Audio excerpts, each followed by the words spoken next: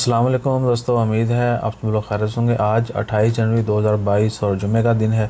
तमाम दोस्त अब आपको जुमा मुबारक और उम्मीद है कि आपका दिन अच्छा गुजर रहा होगा। आज का जुमा और अगला जुमा जो है यानी स्प्रिंग कमेटी के जो रूल रिसेंटली अनाउंस किए गए थे उसमें था कि 5 फरवरी तक जुमा की नमाज़ जो है वो मसाजिद में अदा नहीं होगी। तो आज का जुमा भी अदा नहीं होगा और अगला जुमा भी दुआ कीजिए कि हालात जल्दी बेहतर हों और 100% जो है कैपेसिटी के साथ इजाज़त हो और हर चीज़ जो है हर मामला जो है वो ठीक हो जाए। बाकी क्या है कि घर पर ऐसा नहीं है कि मसाजिद में नहीं जाना तो घर पर भी नमाज़ नहीं अदा करनी। लाजमी तौर पर नमाज ज़ोहर जो है घर पे अदा कीजिए और सबके लिए सॉरी फॉर दैट, सबके लिए दुआ कीजिए। हमारी तबीयत पहले से काफ़ी बेहतर है।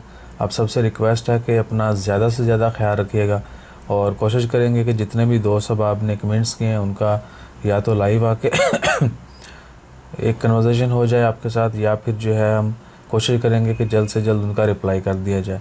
और जितने भी दोस्त अब आपने नेक ख्वाहिशात का इज़हार किया बहुत शुक्रिया।